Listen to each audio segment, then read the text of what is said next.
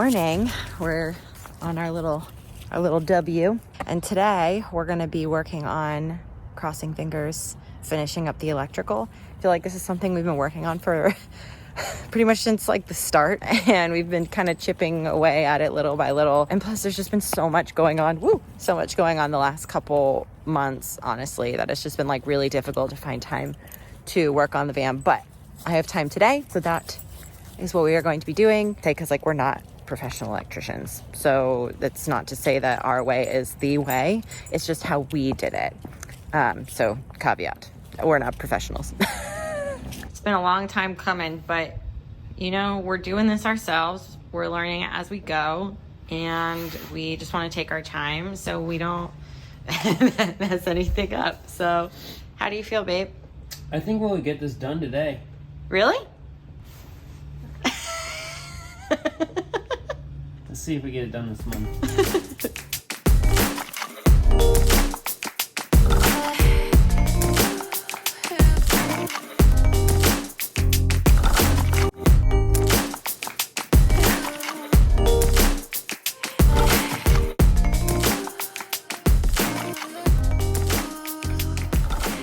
Van battery. That's what this is. Okay. We're just going to do negative first. Negative goes into this. Comes out a 4. Two. There are so many variations of these things that we needed. Like, we had to buy so many different kinds. Because like even like the combo kits didn't have all the ones that we needed. And not every piece came with the right lugs, and it was cheaper to buy them in bulk than it was to just get like the individual ones we needed at like Lowe's or something. So we had to buy a bunch of things. So we're gonna have a lot of extra, which is fine, because eventually when we build our homestead, we're gonna have lots of extra stuff that we're gonna need. So it's fine. I'm gonna move some of this stuff around. Side note, some of these wires came smelling like, I'm not even really sure. Like, I want to say like strong cologne. It's very potent. Very potent. Oh, I can smell it right now. Wild. Okay. Well. So it's raining outside, which is why I'm inside with all the doors closed and windows closed. But we still gotta get to work. What I want to show you, basically anywhere that I need to connect a wire that requires this little lug, that's what we're gonna use. You may already know this. I didn't know this. Jason had to teach it to me. I'm going to show you what I am doing. So right now, what I need to do is I need to get a wire that connects, you can't see it from over here, but it's going to be from our battery. And it needs to connect to, I got my handy dandy diagram. It needs to connect to this little bus bar here, or the shunt. I'm sorry, it needs to connect to the shunt. So basically whatever your wire size is there's going to be a matching lug. So this is a 1 gauge wire. This is a 1 gauge lug. There might be another name for it. I've been calling them a lug. That's what it is today. And this one is 3/8. I believe they come in 3/8, 5/16, and a quarter. So it really just depends. You need to kind of check how it fits on the shunt or wherever it is that you're going to be connecting it to. For this instance, what I'm going to do is I just need to take a little bit of this casing off, not a whole ton, just enough that this can sit in there. Going to guesstimate roughly about here. And then I'm just going to make a little mark where I want to cut it. Usually, if you're using like a 1 gauge wire is pretty big, you know. They have these tools here, which is for a 10 to 22 gauge. You'll probably use these more often, but for the fatter ones, we need a big old fat wire cutter, which I'm going to use here. But basically, I'm not going to cut it. I'm just going to trim off a little bit of that casing on there. So I just need to trim it a little bit at a time as to not cut the wire that's underneath it. Not an electrician, don't trust me. And so basically what I've learned about gauge wires while I do this is the farther the distance, the bigger the gauge wire. But also, depending on the amps, will require different gauge wires. So for instance, this isn't going very far, but these wires specifically are going to our batteries, which is going to require a lot of electricity to the bus bar. So I need to make sure that I had the right gauge, which this gauge required a 1. All right, so now we got it. That's more like it. That's more like it. Because I'm sure there's an easier way to do all this, but here we are. There we go. Awesome. Now it's on. And it's okay if there's a little bit of the wire showing, because one of these casings that I'm going to put over it. But first, what I need to do is I need to crimp it. And basically what that'll do is that'll just make it so this is nice and snug and it won't pop off. These wire cutters also act as a crimper. So it'll have, for those gauges, again, that's 10 to 22. So you can cut it, you can strip it, and you can crimp it. But again, this is a big blade. So we gotta get out the big guns to that. This thing we got from Amazon is pretty nutso, but it works super well. You just push this down. You can change the size for your crimping. And I'm not gonna lie, this shiz is really tough. So I have to like use the floor to be able to crimp it. So basically I just put this part in here in the middle. I have to utilize the floor. I don't think you can see what I'm doing. Perfect example of why you need it to be crimped. My dad's calling me. Hi, Dad. Sorry. I'll call you back. I'm not good at multitasking. Ratatouille. So close. As you can see, this is why it's taken us a really long time to be able to get the electrical done, because it's freaking a lot. It's like learning about every little facet and then actually doing it. It's like a whole other beast.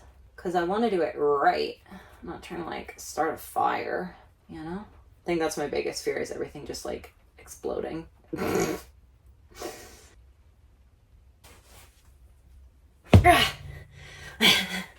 Nice. Now you can see it's been crimped. So this sucker's not going anywhere.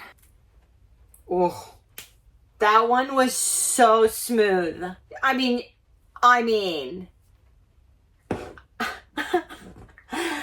even you felt the satisfaction in that one. Come on, let's be honest. Let's be honest. Okay, so now we're going to do the casing part.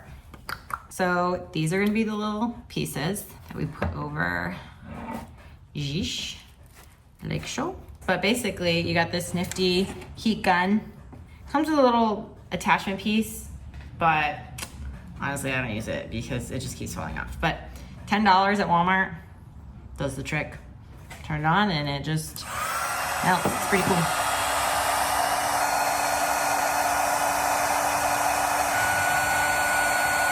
Just shrinks it. I think it's pretty good. Now I just gotta do it with this little guy.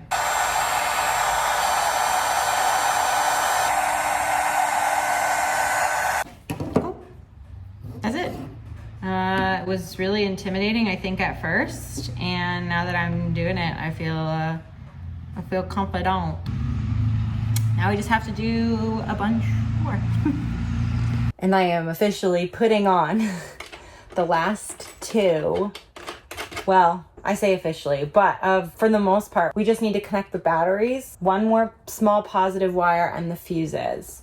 So for me, this feels like a really big victory, and I am not going to discredit that.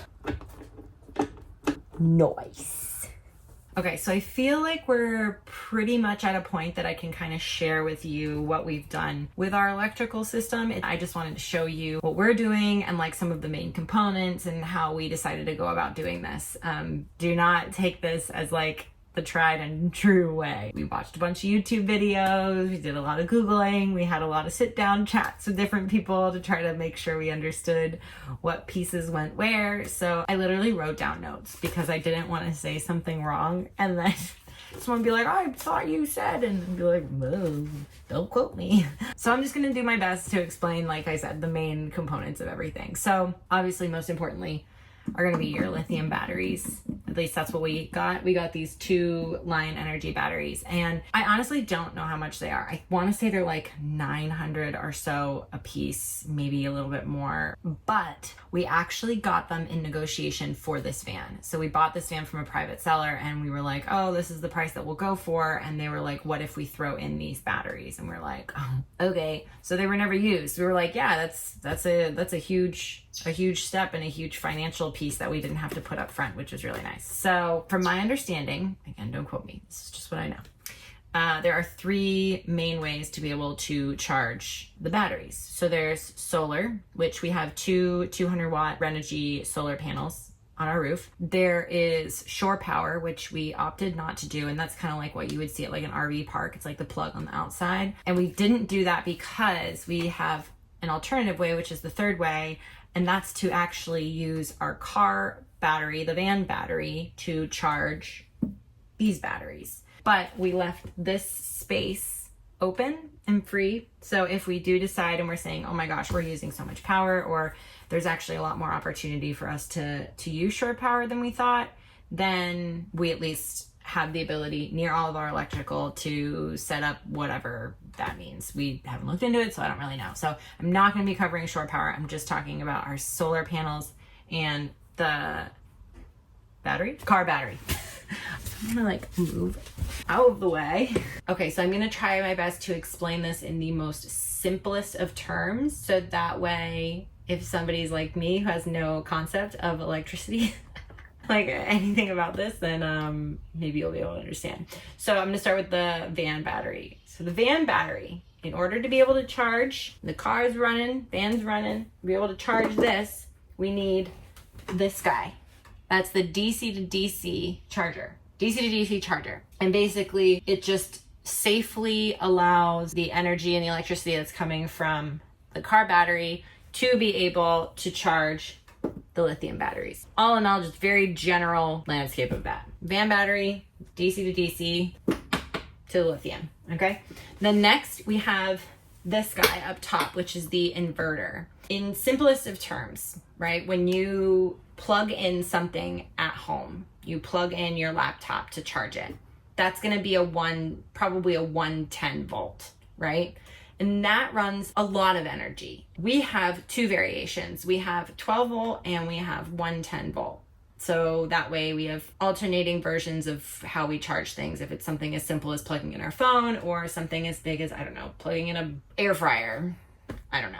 This is what allows us to be able to plug in those kinds of things, the 3-prong style things. It actually has two or 3 of them on this side, but we have a bunch of different outlets as well throughout the van. And the reason why you don't want everything to be running on 110 is because, again, that's a lot more energy that you're drawing, which means you're going to use a lot more power from these lithium batteries. Once you run out, you either need to charge it via the solar, or you need to charge it by running the vehicle. So you just kind of need to regulate how much energy you're actually using. And then we have this guy here.